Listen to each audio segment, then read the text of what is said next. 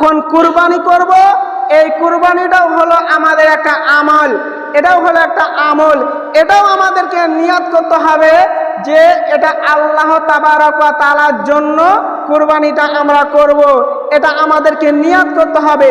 যদি আমাদের নিয়াত হয় যে 12,000 20,000 টাকা দিয়ে ছাগল কিনেছি বা গরু কিনেছি বা দুম্বা বা উট, এইগুলো পশু কিনেছি কুরবানি দেওয়ার জন্য, এখন আমার নিয়ত আছে যে আমি মানুষকে দেখাবো, মানুষকে দেখাবার নিয়ত, কিবা আমার নিয়ত আছে যে বেশি বেশি করে মাংস বাড়িতে রান্না করে খাবো, এইরকম যদি নিয়ত আমাদের থাকে তাহলে এই কুরবানিও কবুল হবে না।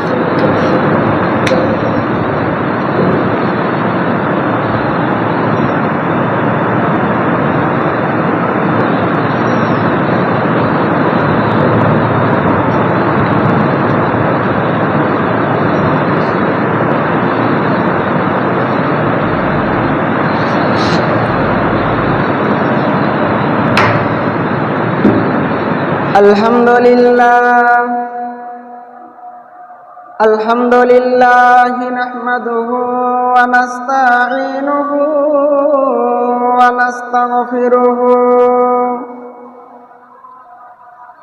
ওয়া নু'মিনু বিহি ওয়া নাতাওয়াক্কালু আলাইহি ওয়া নাউযু বিল্লাহি شرور أنفسنا ومن سيئات أعمالنا من يهده الله فلا مضل له ومن يضلله فلا هادي له وأشهد أن لا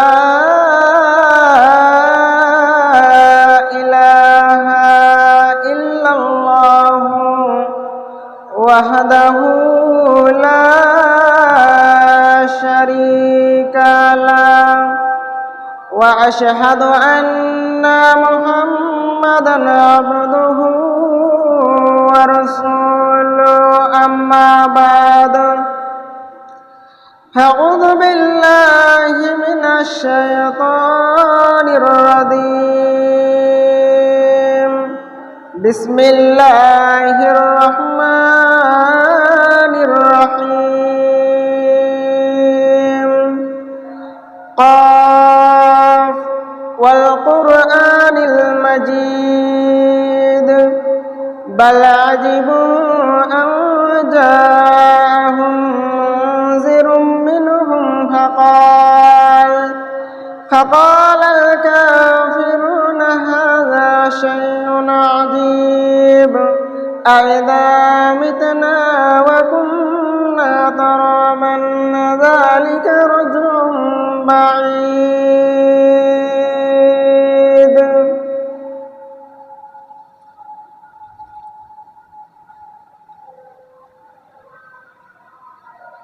الحمد لله رب العالمين والصلاة والسلام على رسوله الكريم أما بعد بسم الله الرحمن الرحيم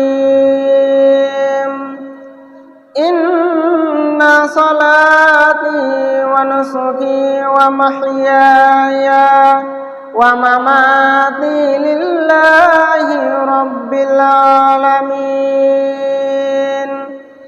إني وجهت وجهي للذي فطر السماوات والأرض حنيفا وما أنا من المشركين উপস্থিত সম্মানীয় আজকের মুসাল্লিগণ,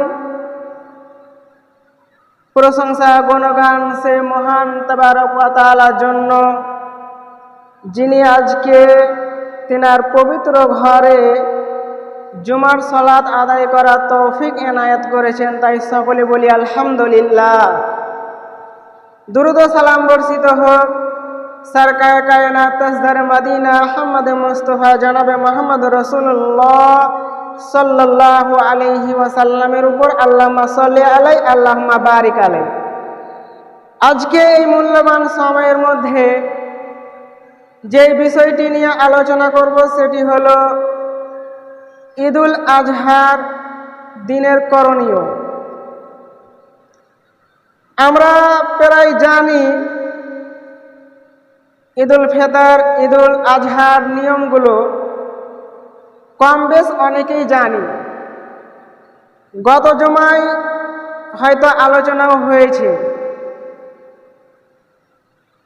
প্রথমত জানব আজহা এর অর্থ হলো ত্যাগ করা। কুরবানি এর অর্থ হলো নৈকট্য লাভ করা, নৈকট্য লাভের জন্য ত্যাগ করা। আমাদের ভিতরে কিছুগুলো ভুল হয়ে থাকে, যেমন আমরা বাংলা ভাষায় বলি যে আমার নামে কুরবানি। কথাটা শুনতে ভালো হলেও বলা কিন্তু ঠিক নয়। আমাদেরকে বলতে হবে আমার পক্ষ থেকে কুরবানি, আমার নামে কুরবানি নয়। আল্লাহ তাবারক ওয়া তাআলার নামে কুরবানি হবে, আমার পক্ষ থেকে কুরবানি, এটা বলতে হবে। কিন্তু আমরা বলে থাকি আমার নামে কুরবানি। এটা আমাদেরকে পরিবর্তন করতে হবে। বিষয় শুরু করার আগে আল্লাহ নবী বলেছেন ইন্নামাল আমালু বিন্নিয়াত, সমস্ত আমলগুলি নিয়াতের উপরে ডিপেন্ড করে। যতগুলো আমল আছে দুনিয়াতে সমস্ত আমল নিয়াতের উপরে ডিপেন্ড করে। ইন্নামাল আমালু বিন্নিয়াত। আল্লাহ তাবারক ওয়া তাআলা আমাদের উপরে 5 ওয়াক্ত নামাজ ফরজ করেছেন। আমি নামাজ আদায় করব, আমি মসজিদে নামাজ আদায় করার জন্য যাব, বড় পাঞ্জাবি জুব্বা টুপি লাগিয়ে আমি যাব। উদ্দেশ্য হবে মানুষকে দেখাবার জন্য, উদ্দেশ্য হবে যাতে মানুষ আমাকে নামাজি বলে। নিয়তটা হচ্ছে যাতে মানুষ আমাকে মুসাল্লি বলে। এরকম নিয়ত যদি কারো থাকে তাহলে সেই নামাজ কবুল হবে না। যেহেতু আল্লাহ নবী বলেছেন ইন্নামাল আমালু বিন্নিয়াত, সমস্ত আমল ডিপেন্ড করে নিয়াতের উপরে। নিয়াত করতে হবে নামাজটা পড়ব আল্লাহ তাবারক ওয়া তাআলার জন্য, আর তরিকাটা থাকবে নবী মুহাম্মদ সাল্লাল্লাহু আলাইহি সাল্লামের মতো। এখন হজ ফরজ করেছেন আল্লাহ তাবারক ওয়া তাআলা যার সামর্থ্য আছে তার উপরে। এখন 4 লাখ টাকা খরচ করে আমি হজ করব, আমার নিয়ত আছে মানুষ যেন আমাকে হাজি বলে, মানুষ যেন আমাকে সম্মান করে, মানুষ যেন আমাকে ভালো বলে, এটা আমার নিয়ত। এইরকম নিয়ত যদি থাকে তাহলে তার হজ কবুল হবে না। তাকে নিয়ত করতে হবে হজ করব আল্লাহর উদ্দেশ্যে, নিজের গুনাহগুলোকে মোচন করার জন্য, নিজের পাপগুলোকে ক্ষমা করার জন্য। এইরকম নিয়ত আনতে হবে। আর যদি মানুষকে দেখার নিয়ত থাকে তাহলে কিন্তু সেই হজ কবুল হবে না। আপনি দান করবেন, এটাও হলো একটা আমল, এটাও হলো একটা আমল। তো মানুষকে দেখাবার জন্য যদি দান করেন তাহলে এই দানটাও কবুল হবে না। দান করতে হবে আল্লাহর জন্য, নেকির উদ্দেশ্যে, তাহলে সেটা গ্রহণযোগ্য হবে। তো আল্লাহ নবী প্রথমেই বলেছেন ইন্নামাল আমালু বিন্নিয়াত, সমস্ত আমলগুলি ডিপেন্ড করে নিয়াতের উপরে।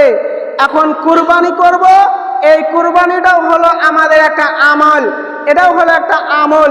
এটাও আমাদেরকে নিয়াত করতে হবে যে এটা আল্লাহ তাবারক ওয়া তাআলার জন্য কুরবানিটা আমরা করব, এটা আমাদেরকে নিয়াত করতে হবে।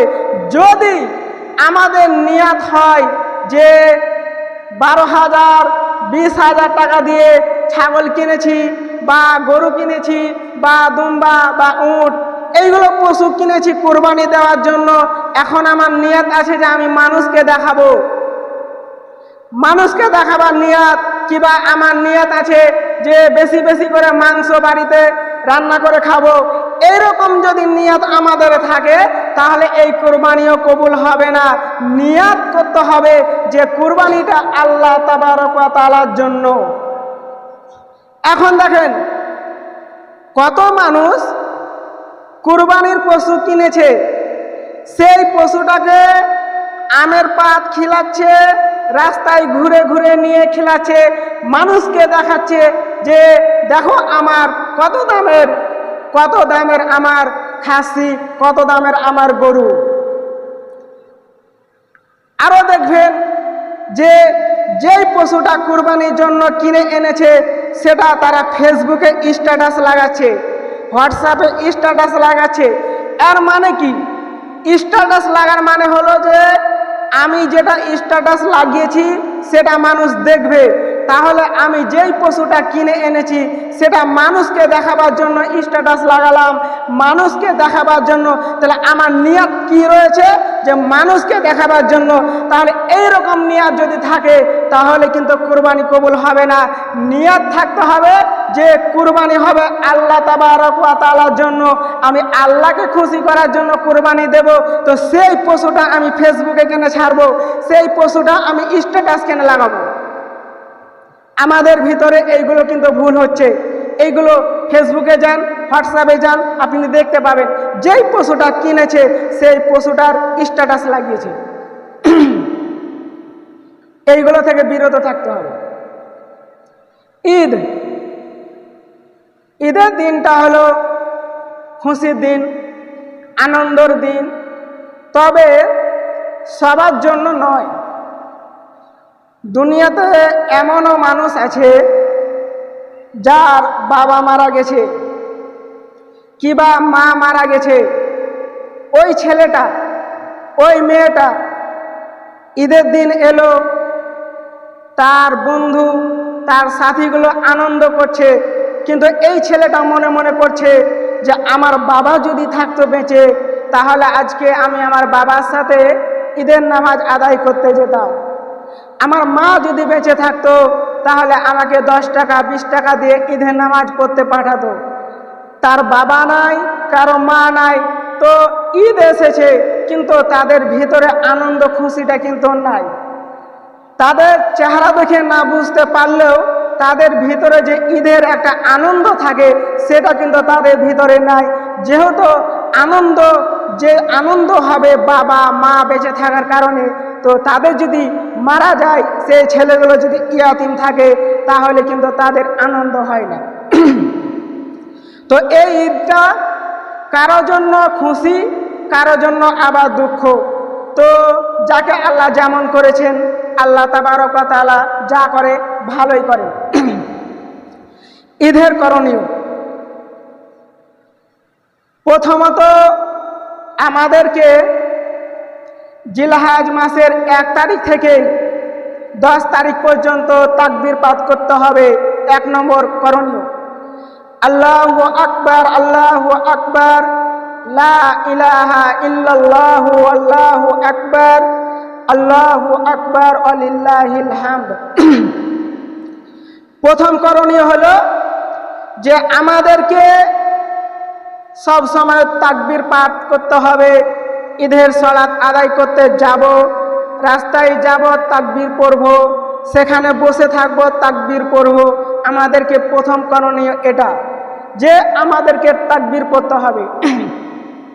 2 নম্বর করণীয় হলো যে যার নামে কুরবানি থাকবে সে না খেয়ে ঈদুল আজহার নামাজ আদায় করতে যাবে, তবে যদি সে বাড়িতে কিছু খেয়ে আদায় করতে যায় অসুবিধা নাই, গুনাহ নাই।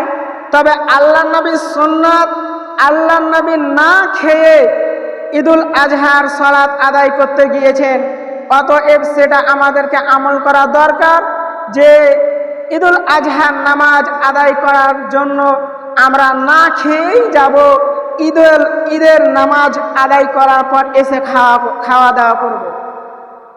3 নম্বর করণীয় হলো যে আমরা গোসল করব। পাক পবিত্র থাকলে নামাজ কবুল হবে, অসুবিধা নাই। তবে ঈদের দিন আল্লাহ নবীর এটা একটা সুন্নাত যে আল্লাহ নবী গোসল করতেন, পবিত্র হতেন, তারপর ঈদের নামাজ আদায় করতে যেতেন। অতএব আমাদেরকেও পবিত্র থাকলেও গোসল করে যাওয়াটা আমাদের দরকার। এরপরে করণীয় হলো যে নতুন পোশাক পরে ঈদের নামাজ আদায় করতে যাওয়া যায়। আমরা কোনো বিয়ে বাড়ি, কোনো জালসা, কোনো মেলা বা কোনো মেহমানখানা গেলে আমরা নতুন নতুন পোশাক পরে যাই, কিন্তু আল্লাহর পবিত্র ঘর মসজিদ নামাজ আদায় করার জন্য যখন আসি তখন কিন্তু আমরা ভালো পোশাকটা পরছি না, খুবই কম। তো ভালো পোশাকটা পরে আল্লাহর ঘরে আসতে হবে। আল্লাহ নবী বলেছেন ঈদের নামাজ আদায় করার জন্য নতুন পোশাক, ভালো পোশাক পরে যাওয়া যাবে, কোনো অসুবিধা নয়, পরতে পারে। এরপরে করণীয় হলো যে আমাদেরকে ঈদের নামাজ আদায় করার জন্য হেঁটে যেতে হবে। গাড়িতে, সাইকেলে, মোটর সাইকেলে, যে কোনো যানবাহনে যদি আমরা ঈদের নামাজ আদায় করতে যাই, ঈদগাহ যদি দূরে থাকে তার জন্য অসুবিধা নাই, যাওয়া যাবে। তবে আল্লাহ নবীর সুন্নাত যদি হেঁটে যায় তাহলে এটা আল্লাহ নবীর সুন্নাত। অতএব আমরা চেষ্টা করব যে ঈদের নামাজ যেন আমরা হেঁটে হেঁটে যেতে পারি। এরপরে করণীয় হলো যে আল্লাহ নবী ইযা কানা ইয়াউম ঈদিন খালাফাত তারিক, আল্লাহ নবী এক রাস্তা দিয়ে ঈদের নামাজ আদায় করতে যেতেন, আবার বাড়ি আসার সময় অন্য রাস্তা দিয়ে আসতেন। আমাদেরকে এটাও চেষ্টা করতে হবে যেই রাস্তা দিয়ে আমরা ঈদের নামাজ আদায় করতে যাব ফেরার সময় যেন অন্য রাস্তা দিয়ে বাড়ি আসি। এটা রসুলের সুন্নাত, এটা আমরা করার চেষ্টা করব। এরপরে করণীয় হলো ঈদের নামাজ যেন খোলামেলা জায়গায় হয়, মাঠে যেন হয়, মসজিদে যেন না হয়। খোলামেলা জায়গায় ঈদের নামাজ আদায় করতে হবে। যদি অসুবিধা হয়, বৃষ্টি হয়, কিবা ফাঁকা জায়গা না থাকে, কিবা শহর থাকে, ওই রকম ফাঁকা জায়গা না থাকার কারণে মসজিদে যদি ঈদের নামাজ আদায় করে তাহলে অসুবিধা নাই, করা যাবে। কিন্তু চেষ্টা করতে হবে যে খোলামেলা জায়গায় ঈদের নামাজ আদায় করা। এরপরে করণীয় হলো যে ঈদের নামাজ আদায় করতে মেয়েদেরকেও নিয়ে যেতে হবে, তাদেরও ব্যবস্থা করতে হবে। যেই মেয়ে নামাজ পড়ছে, যে মেয়ে পড়ে না, সবাইকে নিয়ে যেতে হবে। এমনকি আল্লাহ নবী এটাও বলেছেন কোনো মেয়ে যদি হায়েজ অবস্থায় থাকে, মাসিক অবস্থায় থাকে, তবুও তাকে ঈদের নামাজে নিয়ে যাও। সে নামাজ না আদায় করলেও সে যেন গিয়ে বসে থাকে খুতবা শুনে, তাকেও নিয়ে চলো। তাহলে আমাদের এটাও করণীয় যে মেয়েদেরও ব্যবস্থা করতে হবে, ঈদগাহায় মেয়েদেরকেও নিয়ে যাওয়ার ব্যবস্থা করতে হবে, মেয়েদেরকেও নিয়ে যেতে হবে। এরপরে আমাদের করণীয় যে আমরা প্রথমে ঈদের দুই রাকাত সালাত আদায় করার পর আমরা বসে খুতবা শুনবো, তারপরে আমরা বাড়ি আসব। এখন আমরা ঈদের দিন ঘাড়ে ঘাড়ে, বুকে বুকে বুক মিলাই, এটা আল্লাহ নবী পড়তে বলেননি তাকিদ করে, কিন্তু আমরা যদি করি অসুবিধা নাই। বন্ধুর সাথে অনেক দিন পর দেখা হয়েছে, কিবা আরও কারোর সাথে অনেক দিন পর দেখা হয়েছে, তাকে মহব্বতের সাথে ভালোবাসার জন্য তাকে যদি বুকে বুক মিলাই কোনো অসুবিধা নাই, করা যায়। আর একটা করণীয় হলো যে ঈদের শুভেচ্ছা যদি মানুষকে দেওয়া যায়, আল্লাহুম্মা তাকাব্বাল মিনকুম, আল্লাহুম্মা তাকাব্বাল মিন্না ওয়া মিনকুম, এটা বলে যদি আমরা শুভেচ্ছা জানাই তো জানাতে পারি, এটাও চলবে। তবে ঈদ মোবারক এইগুলো বলা যাবে না। ঈদ মোবারক কোনো জায়গায় আল্লাহ নবী বলেননি যে ঈদ মোবারক। এই কালেমাটা বলে, এই তাকবীরটা বলে দেওয়া যাবে, তবে ঈদ মোবারক বলে নয়। এরপরে ঈদের নামাজের পর বাড়ি আসার পর আমাদেরকে যেই পশুটা আমরা কুরবানি করব, যেই পশুটা আমরা জবাই করব, যেই হাতিয়ার দিয়ে, যেই চাকু দিয়ে, সেটা যেন ধারালো হয়, সেটা যেন ভোথরা না হয়, সেটা যেন ধারালো হয়, সেটা যেন চোখা হয়, যাতে পশুর যেন কষ্ট না হয়। এক ব্যক্তি সে ছাগলকে জবাই করবে, ছাগলকে শুয়ে দিয়ে তারপরে চাকু পাঝাচ্ছে। আল্লাহ নবী সেটা দেখলেন, দেখার পর তাকে বললেন, তুমি কি পাগল হয়ে গেছো নাকি? তোমার কি ব্রেন শেষ হয়ে গেছে নাকি? তুমি কি সেই পশুকে বারবার কষ্ট দিতে চাও? তুমি যেই চাকুটা এখন পাঠাচ্ছ, যেই চাকুটা এখন ধারালো করছো, সেটা তোমাকে আগেই করতে হতো। পশুকে শুয়ে দেওয়ার পর তুমি সেই চাকু ধারালো করছো। অতএব আমাদেরকে এগুলো লক্ষ্য রাখতে হবে যে জবাই করার আগেই যেন আমরা যেই চাকু দিয়ে জবাই করবো সেটা যেন আমরা আগে ধারালো করে নিই। এবার যার নামে কুরবানি আছে সেই ব্যক্তি যদি তার পশুটা জবাই করে, এটা সবচাইতে উত্তম। যদি কোনো আলেম, কোনো মুলবি, কোনো মাওলানা দ্বারা দিয়ে যদি সেই পশু যদি জবাই করে, কোনো অসুবিধা নাই, করতে পারে। তবে আল্লাহর নবী বলেছেন যদি নিজের পশুটা যদি নিজেই জবাই করে তাহলে উত্তম। এখন জবাই করার সময় আমাদের একটা ধারণা যে মনে হয় আমরা জবাই করলে কোরবানি কবুল হবে না, অতএব আলেম ওলামায়ের কাছে কোরবানিটা করে নি, জবাইটা করে নি, এটা আমাদের চিন্তা ভাবনা। কিন্তু না, আল্লাহ নবী জবাই করার সময় এই দোয়াগুলো বলতেন, বিসমিল্লাহ আল্লাহু আকবার। তারপর আল্লাহ নবী বলতেন, ইন্নী ওয়াজ্জাহতু ওয়াজহিয়া লিল্লাযী ফাতারাস সামাওয়াতি ওয়াল আরদা হানিফা ওয়া মা আনা মিনাল মুশরিকিন ইন্না সালাতি ওয়া নুসুকি ওয়া মাহইয়ায়া ওয়া মামাতি লিল্লাহি রাব্বিল আলামিন। এইগুলো আল্লাহ নবী বলে জবাই করতেন। এখন যেই ব্যক্তিটার নামে কুরবানি আছে, যে ব্যক্তিটার পক্ষ থেকে কুরবানি আছে, সে যদি পশুকে জবাই করে তাহলে বলবে আল্লাহুম্মা তাকাব্বাল মিন্নি, কিবা তার পরিবার থেকেও যদি থাকে তাহলে আল্লাহুম্মা তাকাব্বাল মিন আহলি, এইগুলো দোয়া বলে সে জবাই করবে। আর যদি অন্য কারো পশু যদি জবাই করেন তাহলে বলতে হবে আল্লাহুম্মা তাকাব্বাল মিন উমুকের নাম, তার পক্ষ থেকে, এইগুলো বলে জবাই করা যায়।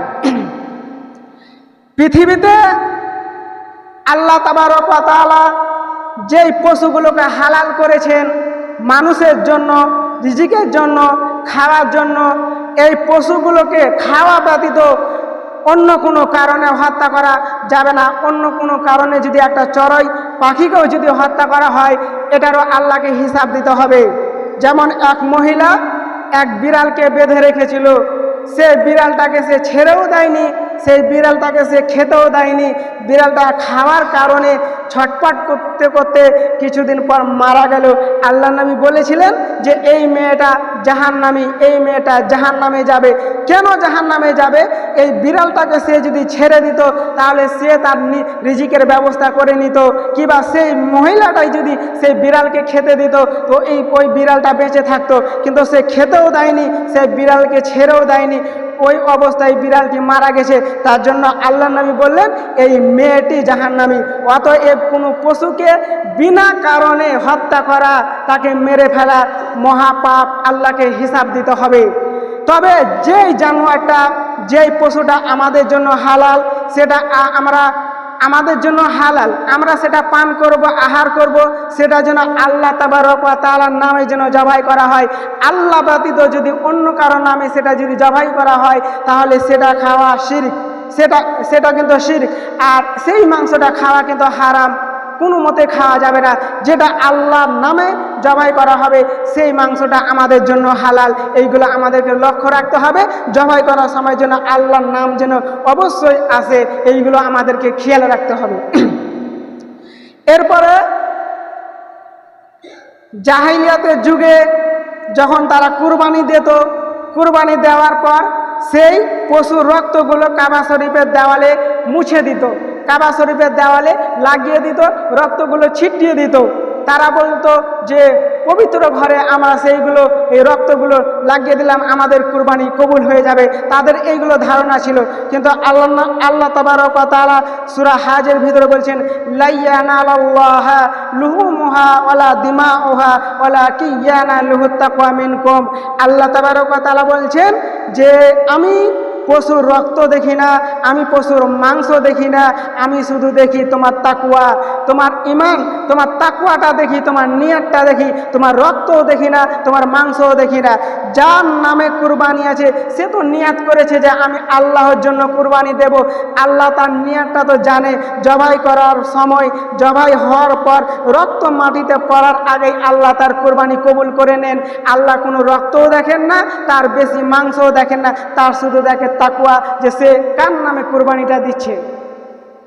তো অতএব এই রক্তগুলো যে তারা জাহিলিয়াতের যুগে ছিটাছিটি করতো, এইগুলো করা ঠিক নয়, এইগুলো থেকে বিরত থাকতে হবে।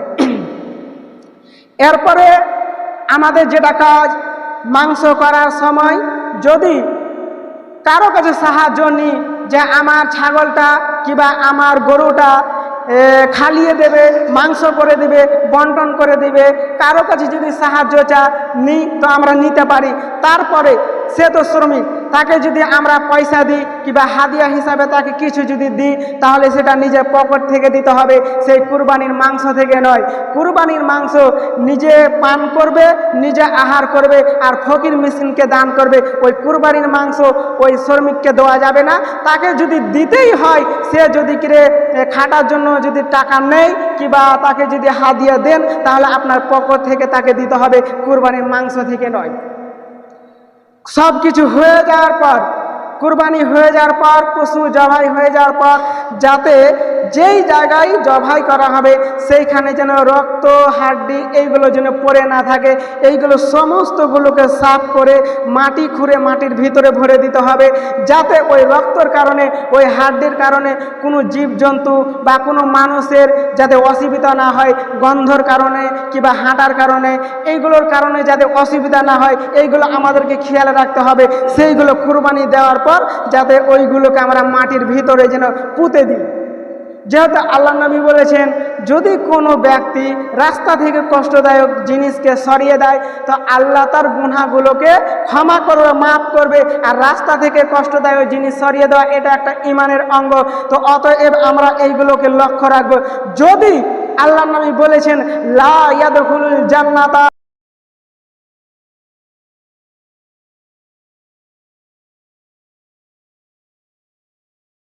আল্লাহ নবী বলছেন কোনো ব্যক্তির দ্বারা দিয়ে যদি কোনো মুসলমান কষ্ট পায়, যদি তার দ্বারা দিয়ে কোনো মুসলমান আশেপাশের ছেলে মেয়ে যদি কষ্ট পায়, তাহলে সে জান্নাতে যাবে না। যেহেতু আল্লাহ নবী বলেছেন কষ্টদায়ক জিনিসগুলো সরিয়ে দেওয়া এক ঈমানের অঙ্গ। অতএব আমাদেরকে এইগুলো খেয়াল রাখতে হবে, এইগুলো যেন আমাদেরকে সঠিকভাবে আল্লাহ করার তৌফিক দান করেন। এখান থেকে আমি বক্তব্যে ইতি করছি। আর কয়েকটা বর্জনীয়, যেমন ঈদের দিন কেউ যদি রোজা রাখে, এটা কিন্তু হারাম। ঈদের দিন আল্লাহর নবী রোজা রাখতে বারণ করেছেন। ঈদের দিন যদি কেউ দল বেঁধে যদি কবর জিয়ারত করতে যায়, এটা কিন্তু চলবে না, এটা থেকে বাঁচতে হবে। ঈদের দিন যদি ঈদের আনন্দের জন্য ঈদকে কেন্দ্র করে কেউ যদি গান বাজনা, ডিজে বাজাবাজি করে, এইগুলো কিন্তু চলবে না, এগুলো থেকে বিরত থাকতে হবে। আল্লাহ তাবারক ওয়া তাআলা যেন আমাদেরকে যেইগুলো করণীয় সেইগুলো করা তৌফিক দান করেন, আর যেইগুলো বর্জনীয় সেইগুলো থেকে বাঁচা তৌফিক দান করেন। আল্লাহুম্মা আমিন।